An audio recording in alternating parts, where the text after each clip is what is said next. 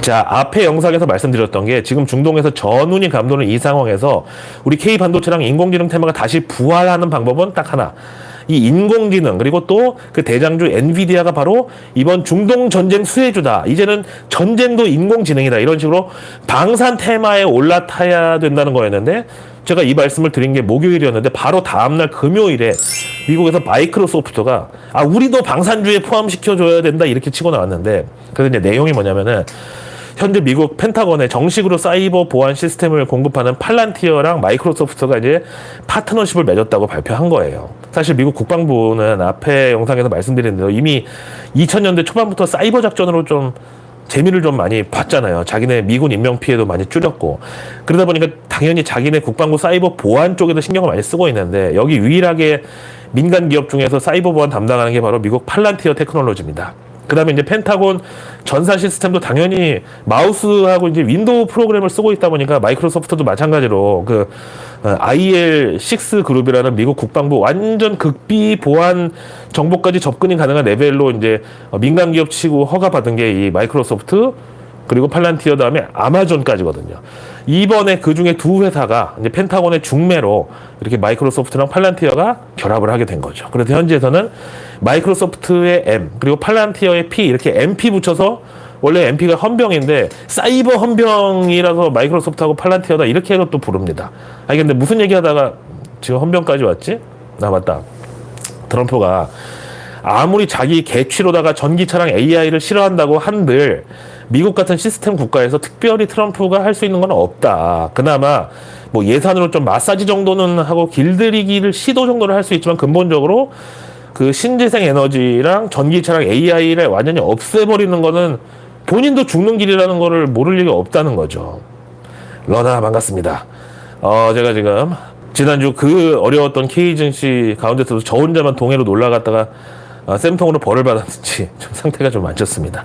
자, 오늘도 평화로운 K 증시에서는 주말에도 부끄러운 일상이 또 나왔습니다. 먼저 하이브의 방시혁 의장과 동행했던 두 명의 여하구 신상을 비롯해서 그들의 동선 그리고 그 우리나라 사람들한테 제일 그 셀럽들의 아킬레스건이 이제 해외 카지노잖아요.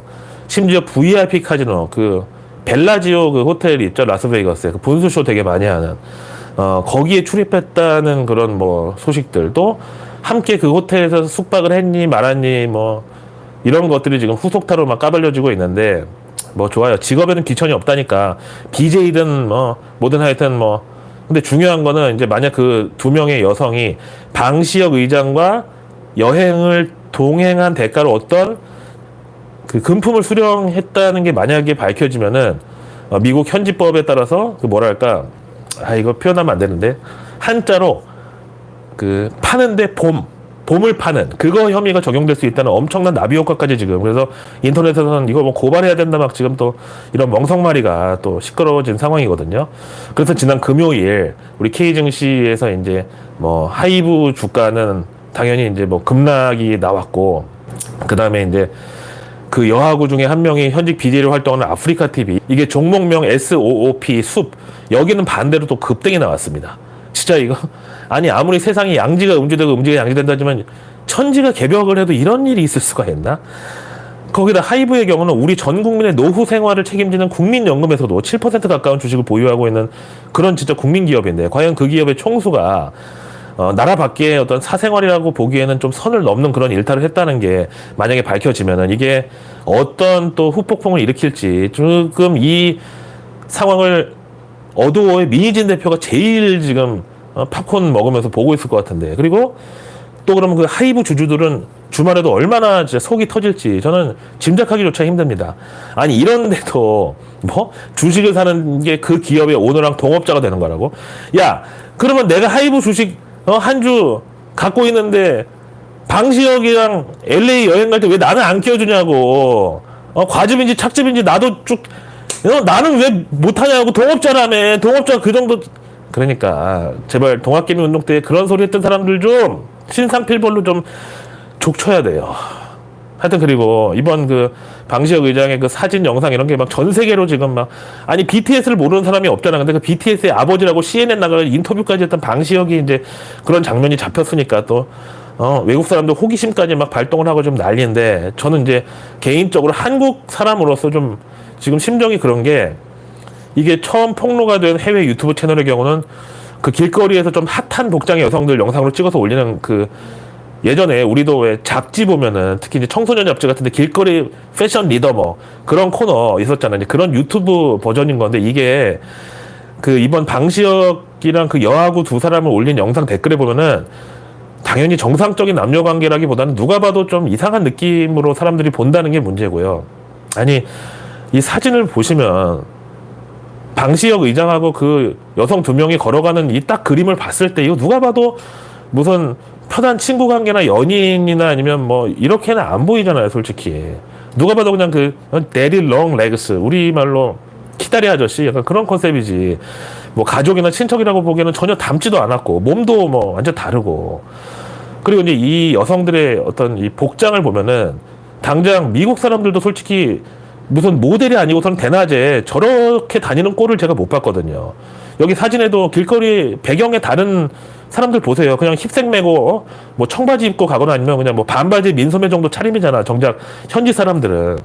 그럼 안 그래도 이제 가끔 우리 한국 20, 30대 미혼 여성들 미국 갈 때 비자가 거부되는 일이 있어가지고 그런 게 참 자존심 상하는데, 이번 일로 또 그런 어떤 한인 여성들에 대한 왜곡된 이미지가 부각되는 거 아닌가, 이게 저는 좀 더 열받더라고요. 근데 그중 한 명 여성 BJ도 지금 현재 활동하고 있는데 이미 작년 한 해 수입만 30억이 넘었대요. 그 별풍선으로 받은 게. 아무리 좀 자본주의 사회라지만 저는 그 우리 아파트 앞에 항상 밤 11시쯤 되면 이제 학원 버스가 이제 서는데, 그럼 이제 애들이 이제 쭉 쏟아져 내려와요. 그럼 이제 보통 남자애들은 막 지네끼리 막 장난치면서 뛰어서 이제 집에 가지만, 여자애들은 거의 그냥 뭐 파김치 다 돼가지고 버스에서 내리면은 엄마가 앞에 마중 나와 있다 안쓰러워가지고 그 집에 가는 잠깐이라도 좀 쉬라고 엄마가 대신 가방 메고 이렇게 막 둘이 걸어가고 그런 광경을 보는데, 근데 그런 분들이 이런 케이스를 보면 도대체 무슨 신이 나서 공부를 하고 학원을 다니고 하겠냐고. 사실 제 주변에도 알파걸들 많이 있지만 뭐 괜히 표현이 멋있어서 알파걸이지, 어릴 때부터 똑똑하고 그래서 학교 좋은 데 나오고 또 주변에 기대도 크니까 뭐 박사학위 받고 대기업이나 연구소 같은 데서 최연소 막 임원 달고 이런 친구들 보면 정작 그게 사실은 다 자기 청춘 바쳐가지고 혹사한 내 몸값이야. 여기저기 그냥 아주 안 아픈 데가 없고요. 그냥 뭐 부인병에 뭐에 아주 말도 못한다고. 근데 그런 사람들보다 BJ가 돈을 10배 더 벌면 누가 공부하고 노력하고 개발자 되고 누가 국익을 위해서 그런 일 하겠냐고. 이거 진짜로 큰 문제예요. 진짜 이 정권이 자유민주주의를 표방하는 보수 정권이 맞다면 이런 거야말로 정부가 나서서 방향성 이거 확실히 잡아줘야 돼. 자, 또 그 다음 평화로운 우리 K증시 관련해서 그 쪼개기 상장의 비판을 피해서 미국 나스닥에 상장을 했던 네이버의 웹툰 자회사가 주말 실적 발표에서 매출과 영업이익 모두 예상치 밑도는 결과를 발표하면서 주가가 하루 만에 38% 하락을 해서, 아시다시피 이제 미국 증시는 상한가 제한폭이 없으니까 뭐 38%도 다행이야. 뭐 380%는 왜 못 빠져. 어쨌든 그래가지고 코리아 디스카운트가 뉴욕 증시까지 명성을 떨쳤는데, 이런 거 보면 진짜 쿠팡도 그렇고 그나마 코리아 디스카운트는 약과다. 미국 증시는 사실상 담보 비율 전혀 구애받지 않고 무한정 공매도를 칠 수 있다는 그런 시장인데, 거기서 살아남은 게 진짜 더 기적적일 수 있다 이거죠. 그래서 이제 지금까지 뭐 큰 꿈을 품고 뭐 직접 나스닥에 상장한 국내 기업들, 게임사들 어쩌고 이런데 10개 중에 하나꼴로 살아남았어요. 그나마도 거래량이 거의 뭐 없다시피 합니다. 이런 와중에 미국 OTC 마켓, 그러니까 장외거래 그 시장에 ADR 상장한다고 그걸 미국 증시 진출입니다라고 호재라고 팔아먹었던 금양, 그리고 이번 광복절 특사로 오너가 그 출소한다고 지난 금요일에 주가 급등했던 에코프로, 진짜 이런 게 다 그 코리아 디스카운트 자체인데, 이거는 뭐 그나마 따뜻하다고. 만약 미국 증시에 이런 종목들이 상장돼 있었으면은 그냥 주가가 빵원도 아니고 마이너스도 가능해, 내가 봤을 때 유가처럼. 근데 이제 보세요, 그 회장님 당장 출소하면은 주주 환원 내놓고 주가 부양책 내놓을지 아니면 유상증자 때릴지 보자고. 자, 여기서 이제 해외로 눈을 돌려보면은 주말을 맞이해서 금융시장 분위기는 좀 평화로워 보이긴 하는데, 이게 참 그 폭풍 전야라는 느낌까지 들어요. 항상 이럴 때 조심을 해야 되는 게, 우리 6.25도 소련군 물러간다고 발표하고 바로 다음날 일요일 새벽에 터졌잖아요. 하여튼 현재 중동 상황은 SNS에서 떠돌고 있는 파리올림픽 폐막식 후 공습 시나리오에 대해서 뭔가 확인이 되지 않고 있는 매우 고요한 상황입니다. 근데 왜 뜬금없이 파리올림픽 폐막 후 전쟁 시나리오냐? 아무리 걔네들이 관종이라고 해도 올림픽 보려고 모였던 사람들이 뭐 전쟁을 보고 똑같이 응원을 해주겠냐? 욕을 하면 했지. 이제 이런 상식적인 판단이 가능한데 실은 내일 8월 10일이 바로 유태교 최대 명절인 티자 베아브라는 날인데 먼저 9일간의 금식을 하고 그게 풀리는 첫날이야. 얼마나 좋겠어. 단식원에서 퇴소한 그날처럼. 그래서 이제 왜 유태인들 그 의식 중에 보면은 막 벽에다 뽀뽀하는 거 있잖아. 그게 바로 이제 그날이래요. 우리로 치면 이제 추석과 같은 컨셉이죠. 하여튼 이런 유태교에서 가장 큰 명절날 이란과 그 레바논 연합인 헤즈볼라가 이스라엘을 공습해가지고 파리올림픽 폐막과 동시에 전 세계인을 상대로 강력한 메시지와 함께 극적인 효과를 낼 것이라는 이런 시나리오가 바로 실체가 되겠습니다. 일단 파리올림픽 폐막식이 우리 시간으로 월요일 새벽 4시인데요. 이게 또 시간이 묘하네. 우리 K증시 월요일장에 미국 주말 상승 따라서 미강 한강으로 하루 더 반등 나와야 줘야 되는 시점인데 괜히 노이즈가 되는 거 아닌가 이제 슬슬 걱정이 되긴 합니다. 제 생각에는 이미 뭐 국제 유가도 힌트를 주고 있고 또 미국 방산주를 봐도 그렇지만 이란이 이번에도 그냥 섀도우 복식만 하고 완전히 그냥 사생결단급의 군사적 행동은 나서지 않을 것으로 저는 예상합니다. 만약에 이란이 이스라엘을 직접 공격하는 순간 이제 가자 지구는 영원히 이스라엘 땅으로 다시 들어갑니다. 뭐 치사반스라고 해도 좋은데 그나마 좀 인정해줬던 그 가자 지구 팔레스타인 그 자치구까지 이제 도로 뺏기면은 그 원망은 누구한테 돌아갈 것이며 이란 가오 상하는 건 뭘로 보상받습니까? 그렇다고 이스라엘을 아예 중동에서 쫓아내려면은 이란이 미국하고 맞다이를 떠야 되는데 이것도 현실적으로 불가능하죠. 그럼 지금 중동 전체에서 이란 영향권이 한 60% 정도 되거든요. 오히려 사우디보다 영향력이 커 이란이. 근데 굳이 여기서 얼마나 더 확대를 하겠다고 그런 위험을 감수하겠습니까? 거기다가 현재 이란산 원유 최대 고객이 중국인데 만약에 이번에 이란하고 이스라엘하고 전면전 붙어가지고 이스라엘이 제일 먼저 이란 원유 시설부터 폭격할 텐데 그렇게 되면 왕서방이 뭐 의리를 지켜서 이란을 도와줄 것 같아요? 전혀 아니죠. 곧바로 러시아산 원유로 거래선을 갈아타버릴 게 뻔하죠. 자, 이제 우리 광복절 주간이 곧 시작하는데 사실상 8월의 런망주, 비만 치료제 이쪽 테마에 희소식이 또 하나 추가됐는데요. 바로 먹는 비만약 요즘 원탑으로 떠오른 일라이 릴리가 실적은 당연히 호조였고 주당 순이익이 전년 동기 대비 86% 급증해가지고 서프라이즈 수준을 찍었습니다. 특히 이제 비만 치료제 이게 효자 노릇을 하면서 매출이 급등했다는 소식에 따라서 주말 이틀간 16%가 올랐습니다. 반면에 일론 머스크를 비롯해서 헐리우드 스타들이 사실상 바이럴 마케팅으로 나선 노보노디스크의 위고비는 매출 성장률이 벌써 시들해지면서 희비가 교차됐고요. 물론 여기는 공급이 딸려서 그런 것도 있습니다. 근데 아시다시피 이제 이 위고비는 배에다 주사로 꽂는 방식이잖아요. 푹. 그래서 아무래도 먹는 약보다는 좀 투약의 거부 반응이 클 수밖에 없고요. 저만 해도 야 먹는 비만약까지 모르겠는데 주사 매일 꽂으라 그러면 좀 나는 그럴 것 같아. 일라이 릴리의 마운자로 역시 이제 배에다 꽂는 방식이라는 건 이제 뭐 똑같아요. 그래서 이제 일라이 릴리가 지금 그 사활을 걸고 개발하는 비만 먹는 치료제가 어쨌든 이게 진짜 큰 판이 될 거라고 하고 아무래도 배에다 꽂는 건 조금 투약의 거부 반응이 있을 수밖에 없죠. 그 와중에 이 위고비가 드디어 우리 대한민국에 상륙한다는 소식입니다. 출시일이 10월로 현재 잡혀 있고 이미 위고비는 우리 그 식약청 일명 KFDA로부터 품목 허가를 작년에 받은 바 있습니다. 근데 왜 이제야 들어오느냐? 바로 물량 공급이 그동안 딸렸어서 그런데요. 거기다가 이제 앞에 보신 일라이 릴리의 비만 치료제 마운자로 이것도 이제 위고비랑 똑같이 배에다 꽂는 건데 원래 이제 당뇨약으로 개발했다가 비만 치료제로 이제 더 큰 효과를 본 건데 최근에 여기도 국내 품목 허가에 통과를 하면서 노보노디스크와 함께 국내 1,800억 원 규모의 비만 치료제 시장에 둘 다 선점 효과를 위해서 맞붙기로 한 거죠. 이 와중에 이제 K증시 관련주들을 정말 팩트로만 말씀드리면 우선 노보노디스크의 위고비 품질 관리 업체로 계약한 기업이 SLS 바이오.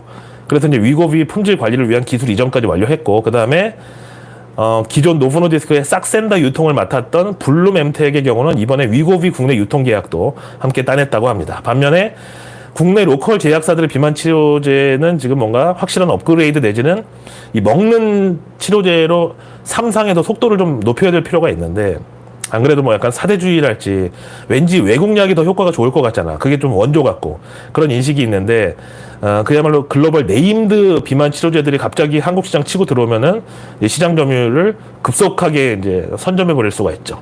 근데 저는 이미 한 달 전에도 말씀드렸지만 위고비의 경우는 약간 용두사미의 가능성이 있는 게 이게 매일 배에다 꽂아서 맞는 방식인데 56주 그러니까 1년 1개월 정도 지난 임상에서 체중 감량 평균치가 7.5% 정도였어요.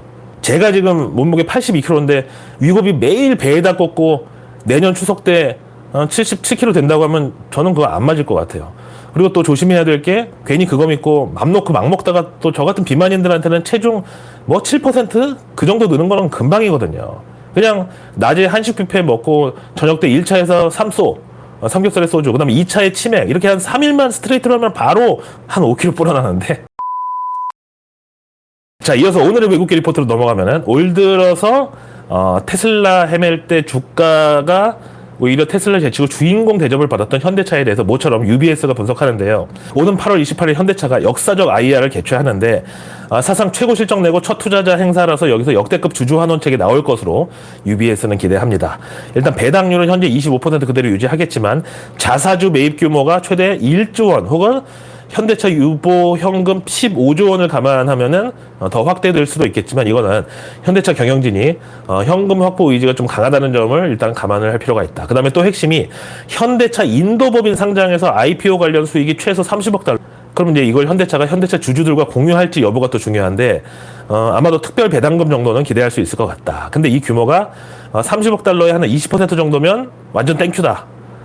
배당보다 약간 적지만 반면에 이제 유일한 현대차의 악재는 이번 IR 행사에서 전기차 판매 목표가 하향될 가능성이 있다는 건데 사실 정의선 당시 부회장이 이제 회장 취임하는 그 자리에서 전기차를 비롯한 미래차가 현대차의 미래다 이렇게 강조했는데 이런 중에 전기차 판매 목표를 당장 하향하는 거는 뭐 좀 그럴 수 있죠. 대신에 장기 목표, 그러니까 2030년 현대차의 전기차 점유율 목표를 그대로 유지하면서 자신감을 보강할 것이다. 그래서 UBS의 현대차 목표가 35만 원의 투자 의견 당연히 매수입니다.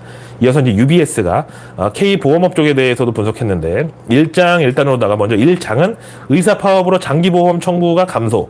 반면에 자동차 손해율 상승은 1단이 될 수 있다. 그래서 삼성화재 목표가 41만 5천 원. 그 다음에 투자 의견 매수.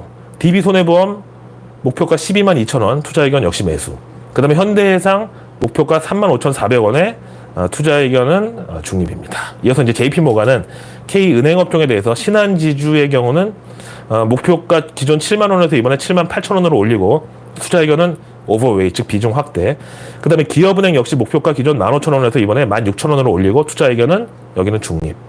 그 다음에 이제 JP모간이 HD 현대마린솔루션에 대해서 선박 유지보수, 그 MRO죠. 그 다음에 친환경 개조, 소프트웨어 제공을 포함한 독특한 원스톱 서비스 제공자로 자리 잡고 있다. 거기다가 사업 분야는 경기 방어적이며 성장 가능성이 있고 또 글로벌 1위 조선그룹의 강력한 지원을 받고 있다. 이로 인해서 경쟁사 대비 프리미엄 평가를 받을 자격이 있다고 판단하고 HD 현대마린솔루션 투자 의견을 기존 중립에서 이번에 오버웨이, 즉 비중 확대로 업그레이드하고 목표가는 15만 원으로 콜했습니다. 그 다음에 이제 삼성카드에 대해서는 모간 스탠리가 최근 은행들이 무담보 대출 분야 신용 기준을 강화하면서 카드 대출의 강력한 성장세가 나타나고 있는데 문제가 이 삼성카드의 경우 연체율이 1.08%로 전년 동기 대비 34bp 증가했고 또 하반기에 개인 채무자 보호법 발효로 연체율은 단기로는 더 상승할 것으로 예상한다. 그래서 삼성카드 투자 의견 언저웨이, 즉 비중 축소의 목표가 36,000원으로 콜했습니다. 자, 이제 드디어 주인공은 맨 마지막에 나오는 우리 외국계 리포트의 특성상 모간 스탠리의 코리아 포커스 리스트를 보겠습니다. 먼저 원탑으로 삼성전자 목표가 10만 5천 원, 그 다음에 삼성바이오로직스 목표가 117만 원, 그 다음에 기아 목표가 17만 원, 아모레퍼시픽 지난 실적 실망에도 변함없이 코리아 포커스 리스트에 들어가 있고 목표가 22만 원. 근데 목표가가 낮은 거구나. 하이트진로 목표가 2만 8천 원. 그 다음에 한국전력 목표가 2만 6천 원. 그 다음에 KTNG 목표가 11만 2천 원으로 이렇게 하나, 둘, 셋, 넷, 다, 일곱, 8종목이 코리아 포커스 리스트에 올라갔습니다. 그래서 내일 뉴스는 내일 보면 너무너무 늦습니다. 구독과 알림 설정 그리고 주변에 소중한 분들께 이 내일 뉴스 미리 보기를 공유해 주세요. 그럼 제가 아직 나오지 않은 오늘 뉴스도 아닌 내일의 뉴스를 매일 저녁 여러분들 안방으로 직접 배달 가겠습니다. 자, 이번 주에는 화요일날 미국 PPI, 이게 생산자 물가지수, 그 다음에 수요일날 CPI, 이거는 소비자 물가지수, 이렇게 또 우리 광복절 휴일을 앞두고 괜히 질투하는 그 연준 금리나 시비성 물가 지표들이 대기를 하고 있습니다. 자, 먼저 우리 정부 일정 내일, 월요일날 을지연습 준비 보고 회의가 예정돼 있고, 마침 지금 중동 상황이 시끄러우니까 당연히 우리도 방산부터 사이버 보안까지 점검을 빡세게 해야 되는데, 뭐 마침 뉴스플로우에도 타기 좋죠. 그 다음에 이제 장마 끝나고 슬슬 태풍의 계절이 오는데, 집중호우, 태풍 대비 전력 설비 안전관리 철저, 이 제목에서 바로 증시 테마가 떠오르죠. 그 다음에 내일 증시 일정이 좀 매우 분주한데, 먼저 뱅크웨어 글로벌이 내일 상장하는 날이고, 그 다음에 아이스크림 미디어 수요 예측이 이번 주 내내 잡혀 있고요. 그 다음에 TDS 팜 대신 밸런스 스펙 18호가 지난주에 이어서 내일까지 공모 청약 이어갑니다. 그리고 EN셀과 M83이 내일부터 이틀간 공모 청약이고, 또 내일 MSCI 분기 리뷰가 있는 날인데, 현재 LS 일렉트릭이 편입, 대신에 SK IE 테크놀로지하고 에코프로 머티가 편출될 것으로 예상을 합니다. 그리고 이제 해외 일정은 내일 트럼프가 일론 머스크랑 방송 인터뷰를 예정하고 있는데, 핵심 주제는 이제 아무래도 스페이스X 같은 미래 산업이고, 정작 전기차에 대해서는 서로 조금 말을 아낄 것으로 예상을 합니다. 자, 주말에도 무더위와 싸우시느라고 고생 많으셨고요. 저는 내일의 내일 뉴스를 들고 한주 뉴스 미리 보기 라이브로 월요일 저녁에 인사드리겠습니다. 내일은 좀 상태를 더 좋게 만들어가지고 돌아올게요. 저는 공공재라고 생각을 해야 되겠죠. 고맙습니다.